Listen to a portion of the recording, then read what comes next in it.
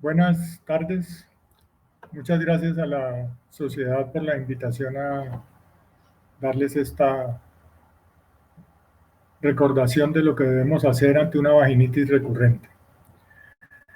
¿Es vaginitis recurrente? Pues es la que ocurre después de que uno trató a una paciente y inicialmente le fue bien, pero le vuelve a dar la misma infección. Eso para distinguirlo de la paciente que uno le dio, por ejemplo, un tratamiento para una entidad y después de eso le da otra, eso no se considera una recurrencia.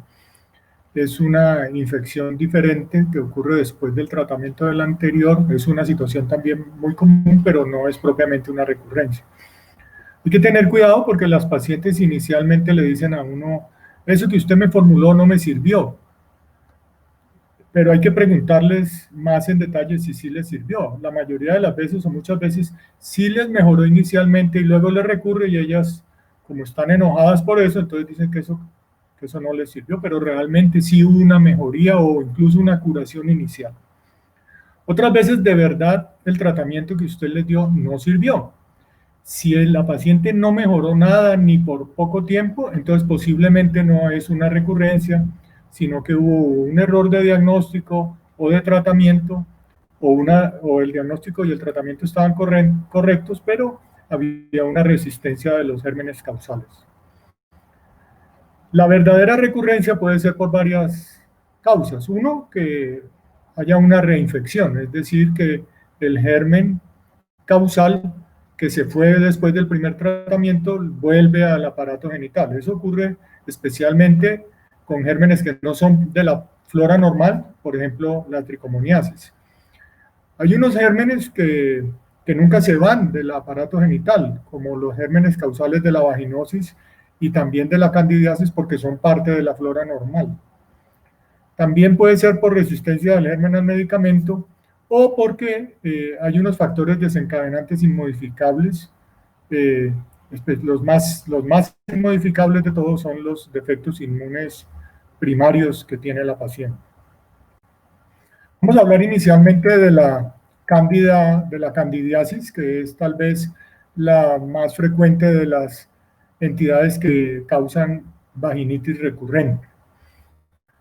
Esta gráfica se ve muy gráficamente, perdonen la redundancia, cómo es la situación de la cándida en una paciente normal, sana, en el estado de portador, de comensal, y cómo cuando aparecen ciertas condiciones, como se ven allí, la cándida cambia y de la forma de levadura a la forma de hifa invade el tejido y genera una reacción inflamatoria. Es muy importante saber cuáles son los síntomas, pues todos lo sabemos, pero es bueno saber que, claro, entre más florida sea la cándida, el prurito, la sensación de quemazón y el flujo característico, pues el diagnóstico es muy fácil, pero a veces el diagnóstico no es tan obvio, como por ejemplo en los casos en que la dispareunia puede ser el único síntoma.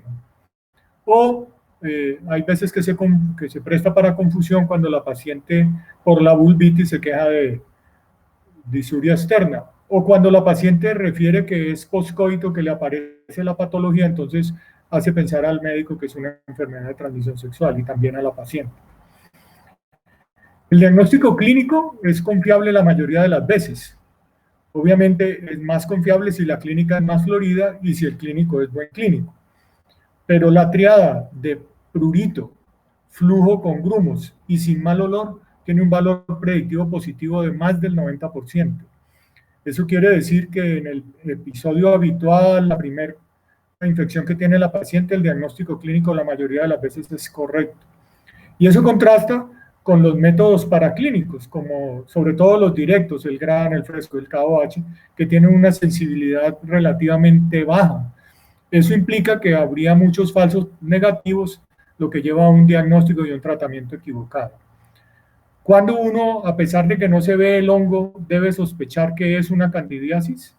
Cuando el pH es normal, el lactobacilo es la flora predominante, hay aumento de polimorfonucleares, no hay células clave, no hay mal olor al adicionar el KOH. Eso le debe hacer pensar a pesar de que el laboratorista no le diga que hay una cándida, que eso es una candidiasis.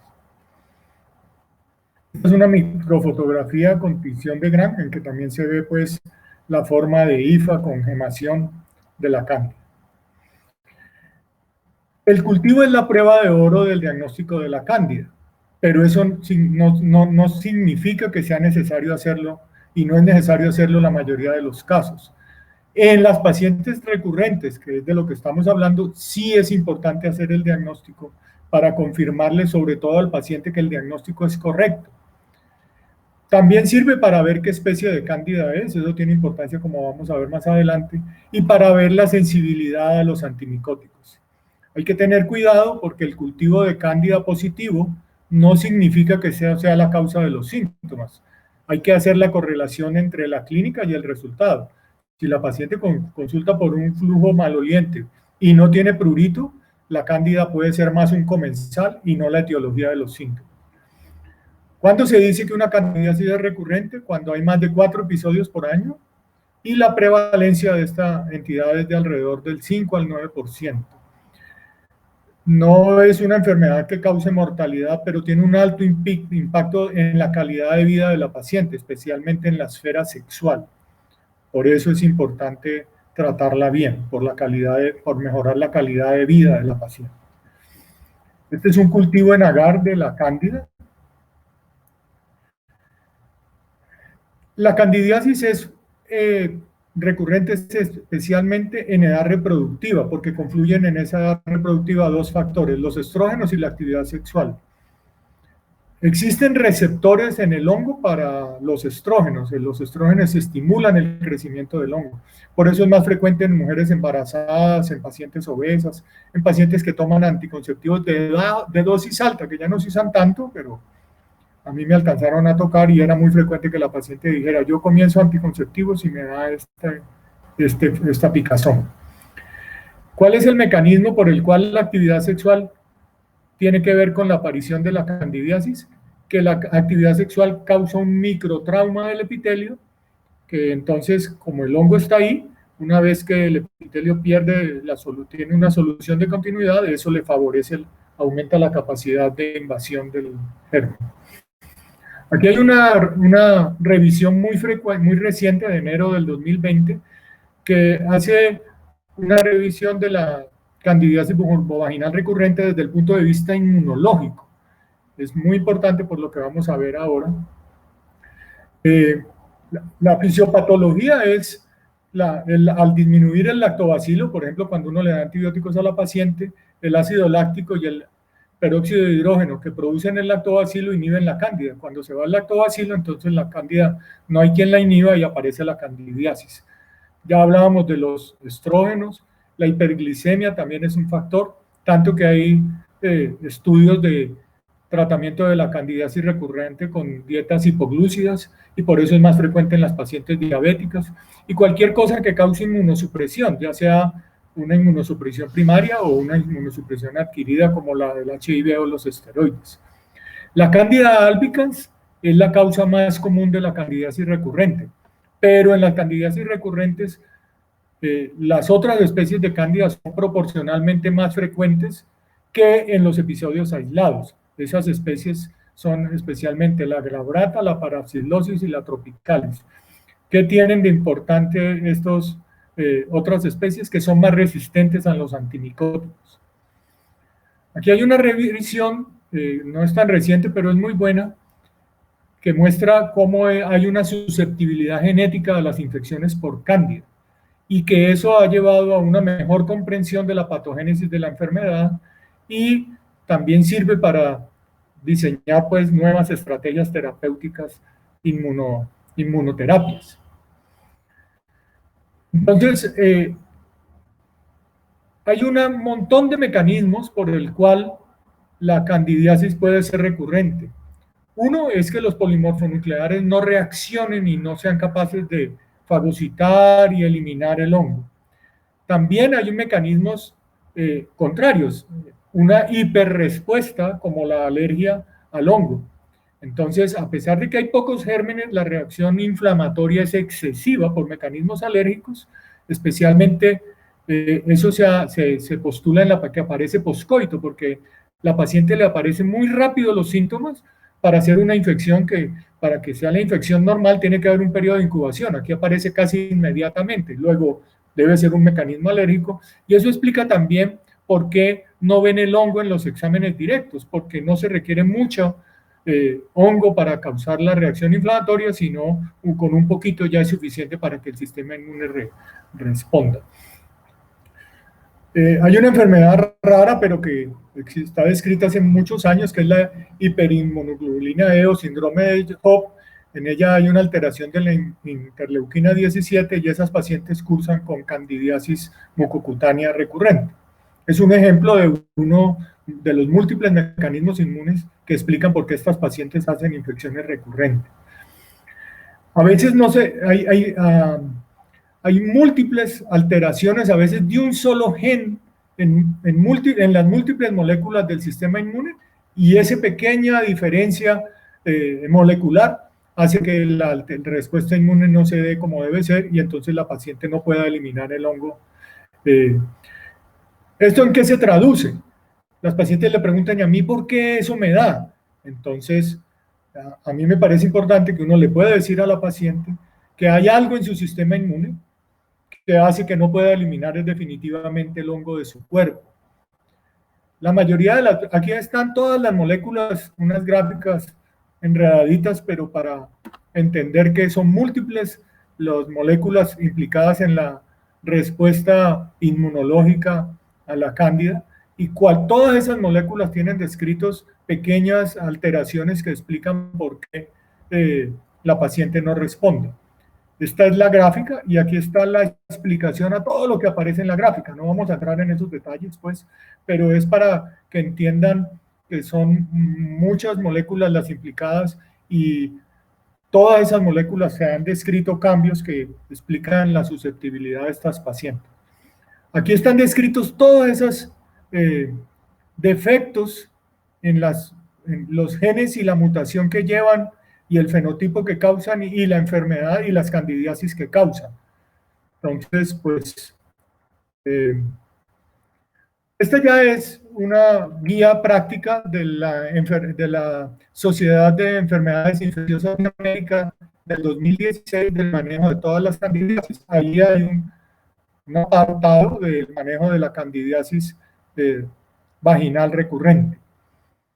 A todas estas pacientes deben tener por lo menos una prueba de HIV y una glicemia y el cultivo de la secreción vaginal, idealmente con sensibilidad a los antimicóticos. A veces en algunas ciudades pues no es fácil conseguir que le hagan este examen. La terapéutica casi siempre que más está descrito en la literatura es el fluconazol solo. Además, fuera de que mejora a la paciente, sirve de prueba terapéutica. Si la paciente uno le da fluconazol y se mejora, le está confirmando su diagnóstico, sobre todo si era un diagnóstico solamente clínico, porque el fluconazol solo mejora la candidiasis. Pero si usted le dio un tratamiento de múltiples medicaciones o sindrómico, usted no sabe cuál fue la que le sirvió y entonces no sabe cuál fue la etiología. En general, se considera que los antimicóticos orales son mejores que los tópicos, salen más baratos y la mayoría de las pacientes prefieren tomarse una tableta que aplicarse cremas o óvulos en su vagina, y además las tasas de curación son más altas porque la droga llega a todos los sitios por vía hemática sistémica. Más recomendado es fluconazol 150 o 200 como una dosis inicial y luego los 3 o 4 días y luego una semanal por 6 meses. La mayoría de las mujeres, más del 90%, van a estar asintomáticas durante esos 6 meses. Pero al suspender, a los 6 meses recurren alrededor del 10 al 20%, pero si usted lo compara con pacientes a los que les dio placebo, ellas recurren más, recurren del 50 al 64%. A los 12 meses recurren el 60% de las pacientes. ¿Eso qué significa? Que la candidiasis recurrente no, la mayoría de las veces no se cura, porque es un comensal que no se logra erradicar combinado con un defecto inmune. Entonces es una enfermedad crónica y hay que hacerle supresión crónica. A veces es difícil que la paciente entienda el concepto y que debe tomar fluconazol incluso por años. El tratamiento del compañero no es necesario, no ha mostrado que aumente las tasas de curación, aumenta los costos y envía el falso mensaje de que es una enfermedad de transmisión sexual cuando realmente no lo es. Siempre ha habido en la literatura la preocupación de si se generan cepas resistentes por el uso prolongado de fluconazol, pero eso se ha visto muy poco. Los efectos adversos son mínimos porque las dosis son muy bajas y muy espaciadas. Si la paciente no mejora de los síntomas durante el tratamiento, eso es un error de diagnóstico lo más probable. Otra posibilidad más remota es la resistencia al fluconazol. Entonces usted debe revalorar el caso nuevamente, volver a hacer la historia, a examinar la paciente y a tomarle cultivo, frotis, pH y KBH. ¿Cuáles son dos? Pues las entidades más frecuentes que se prestan para la confusión son la vaginosis y la tricomoniasis, de las cuales vamos a hablar más adelante, pero hay dos entidades no tan frecuentes, pero no tan raras, que son una, la citolisis de Oederlein, en el cual hoy hay un aumento del lactobacilo. El lactobacilo lisa se come prácticamente el citoplasma y entonces quedan los núcleos de las células epiteliales sin citoplasma. No hay aumento de los polimorfonucleares y el tratamiento es darle bicarbonato de sodio en duchas o en óvulos de alguna manera por 2 semanas, que lo que hace es inhibir el exceso de lactobacilo. La otra entidad, no tan frecuente, no tan rara, es lo que se llama una vaginitis aeróbica. También hay una disminución del lactobacilo, reemplazado por un coco gram positivo, que casi siempre es el Streptococcus anginosus, y hay un proceso inflamatorio vaginal. En este caso, el tratamiento es la clindamicina para eliminar el estreptococo y los probióticos para restablecer el lactobacilo. La otra opción en la candidiasis recurrente es el clotrimazol 500 miligramos intravaginales cada semana. Cuando el cultivo es por Candida cruzi, hay que saber que el fluconazol y el itraconazol son intrínsecamente, el germen es resistente a estos antimicóticos, entonces tocaría usar otros.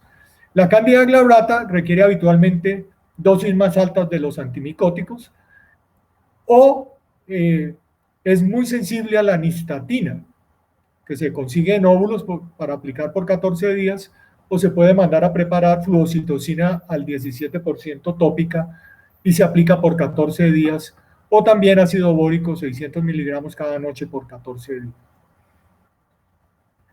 Aquí hay una revisión también reciente de la candidiasis vulvovaginal, especialmente lo que pasa después del tratamiento.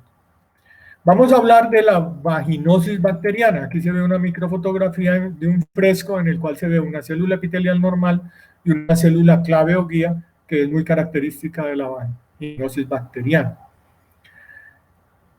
Aquí hay una revisión de la vaginosis bacteriana, que tal vez la frase que más importa, dado el tema de que estamos hablando, es que las recurrencias son muy altas.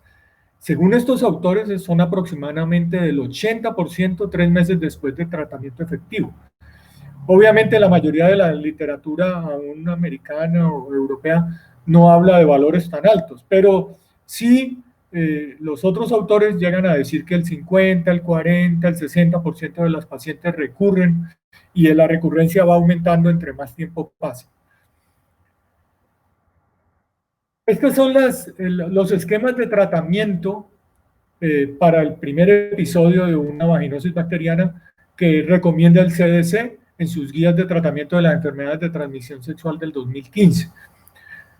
El habitual, el viejo, el más recomendado son metronidazol, 500 miligramos orales 2 veces al día por 7 días, o en gel, una vez al día por 5 días, o la clindamicina en crema por 7 días.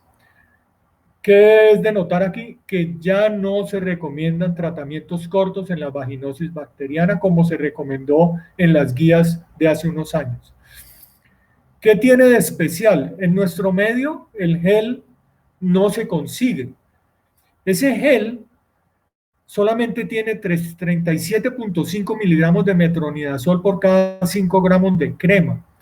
Eso es una dosis muy bajita comparada con lo que se consigue en nuestro medio. En nuestro medio, lo más habitual son óvulos de metronidazol de 500 miligramos.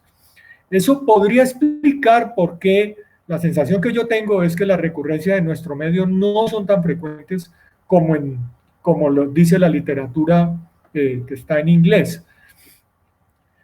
Aún las medicaciones que vienen combinadas de metronidazol con un antimicótico tienen dosis mucho más altas que la que tienen el gel de metronidazol, que son los que se usan en otras latitudes.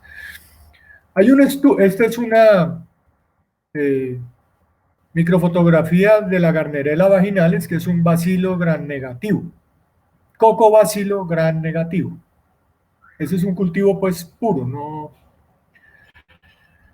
Aquí hay un estudio que confirma o que lo hace pensar a uno que es verdad lo que yo les estoy diciendo. Este estudio tiene de especial que se hizo en Lima, Perú, pero tiene un autor que es el doctor Kim Holmes, que es una autoridad mundial en enfermedades de transmisión sexual y en enfermedades genitales. Ellos compararon el metronidazol que consiguen en Estados Unidos con los óvulos que contenían metronidazol 500 miligramos y nistatina 100.000 para el tratamiento de la vaginosis bacteriana. Y ustedes pueden ver ahí la gran diferencia que hay en la recurrencia después del tratamiento con el gel y el tratamiento con la crema, con los óvulos que contienen metronidazol de 500. Entonces eso probablemente confirma que en nuestro medio lo que no debe ser tan alta las recurrencias porque usamos unas dosis que son más altas. ¿Cómo se debe tratar la vaginitis, la vaginosis bacteriana? Las otras opciones que da el CDC son el tinidazol oral y el tinidazol por 5 días o por 2 días, la clindamicina oral o la clindamicina en óvulos. ¿Qué ventajas tiene el tinidazol oral? Pues que como tiene una vida media más corta, más larga, perdón, se pueden usar menos días de tratamiento y las tasas de curación son iguales que con el metronidazol que tiene una vida más corta. ¿Qué hacer? ¿Qué dice el CDC que debemos hacer cuando una paciente hace una vaginosis recurrente? Pues lo que ellos recomiendan es usar el metronidazol en gel, que es lo que ellos disponen allá, 2 veces a la semana por 4 a 6 meses. Obviamente hay un riesgo de que esto funcione mientras se esté aplicando, pero cuando se suspenda vuelva el problema. También se puede usar el metronidazol o el tinidazol oral 2 veces al día por 7 días, seguido por ácido bórico por 21 días y luego el metronidazol en crema por 4 a 6 meses. La otra opción es usar metronidazol oral 2 gramos combinado con fluconazol. Ellos no explican por qué lo combinan con el fluconazol. Yo presumo que es para evitar la candidiasis de rebote. Y esas son las otras opciones que... Hay gran cantidad de estudios en la literatura de los probióticos. La vaginosis bacteriana ocurre porque el lactobacilo desaparece y predomina la Gardnerella vaginalis y otros bacilos anaerobios, otras bacterias anaerobios. Entonces, suena muy lógico que no solamente la medicación lo que logra es matar a los otros gérmenes, pero el probiótico podría hacer que volvieran lactobacilos. Sin embargo, la mayoría de los estudios no soportan el beneficio de la adición de los probióticos. Y hay múltiples estudios y metaanálisis que dicen que no hay claridad al respecto. ¿Por qué no es, a pesar de que suena tan lógico, no ha dado resultados? No se sabe si es porque el probiótico que escogen no es. En fin, ha habido múltiples argumentos para explicar por qué, a pesar de que suena tan lógica, no se ha logrado la respuesta que se quisiera. Vamos a hablar 2 palabritas de las tricomonas vaginales. Esta es una microfotografía de las tricomonas. La tricomona, ¿en qué se diferencia de las otras? En que es una enfermedad de transmisión sexual. ¿Eso qué significa? Que Si la paciente recurre con una tricomoniasis, probablemente la mayoría de las veces es una reinfección. Hay otra opción más rara, que es que haya habido resistencia a los gérmenes, pero eso es relativamente raro. O la otra opción es que la paciente no se hizo el tratamiento como se le recomendó. El diagnóstico tiene las pruebas directas, como el fresco, tiene una sensibilidad baja y eso significa que tiene altos falsos negativos. Entonces, a eso hay que saberlo, porque aún en pacientes en los que no se ve el tricomonas hay que tener alto índice de sospecha, especialmente si uno en el examen eh, ve un flujo de vaginosis, pero más purulento y con proceso inflamatorio, o sea que tiene cosas como de candidiasis, como es la vaginitis, pero de vaginosis, que es el flujo diferente al de la candidiasis. Y en el examen se ve la flora como de vaginosis, sin lactobacilo, con células clave, con mal olor, pero a diferencia de la vaginosis, en el que no están aumentados los polimorfonucleares, en la tricomoniasis sí están aumentados porque es una vaginitis. Ahí se ve pues el ciclo de vida del parásito, la transmisión hombre-mujer, y abajo está la morfología esquemática del parásito, del trofozoito. Es una forma de vida que no tiene, solamente tiene la forma de trofozoito, no como otras especies que tienen quistes. ¿Cómo se trata la tricomoniasis? Lo que más recomiendan es metronidazol 2 gramos en una dosis única. En eso es diferente a la vaginosis, que se recomiendan tratamientos largos. Aquí todavía siguen recomendando dosis únicas. Se puede usar tratamientos más largos por 7 días si uno quiere, y hay que también notar que ellos recomiendan solo tratamientos orales. Los tratamientos tópicos no los recomiendan porque se ha visto que las tasas de curación no son tan altas. ¿Qué pasa si hay una tricomoniasis persistente o recurrente? Puede ser que haya una resistencia a los tricomonos vaginales. Eso siempre y cuando usted descartó una reinfección. Está descrito que la resistencia ocurre en el 4 al 10% de los casos de tricomoniasis. El tinidazol es más raro. Entonces, en general, lo que hay que hacer es usar tinidazol, o si se va a usar metronidazol, hay que darlo por dosis más altas y tratamientos más largos. Debe tratarse el paciente y sus compañeros con metronidazol 2 veces al día por 7 días, o tinidazol 2 gramos al día por 2 gramos al día por 7 días. Ahí pues el diagnóstico es clínico porque en nuestro medio no es tan fácil determinar la sensibilidad como lo es allá en Estados Unidos, la sensibilidad del tricomonas a los imidazoles, ¿no? Las otras opciones diferentes al metronidazol y el tinidazol o el secnidazol no sirven, ¿no? Se han intentado, pero las tasas de curación son muy bajas. De ahí describen todas las que se han intentado y las describen para no recomendar. Esta es una microfotografía ya donde se ve las células epiteliales, las tricomonas y los polimorfonucleares en una muestra tomada de secreción vaginal. Aquí hay una revisión que me pareció interesante porque muestran que a pesar de que el CDC y la mayoría de las autoridades y la mayoría de las guías recomiendan una sola dosis para el tratamiento de las tricomonas, ellos hicieron un estudio comparando dosis única contra 7 días y encontraron que la probabilidad de curación era más alta cuando se daba el tratamiento por 7 días que cuando se daba por dosis única. Eso es en pacientes que no son recurrentes, sino en pacientes de primera vez. Muchas gracias.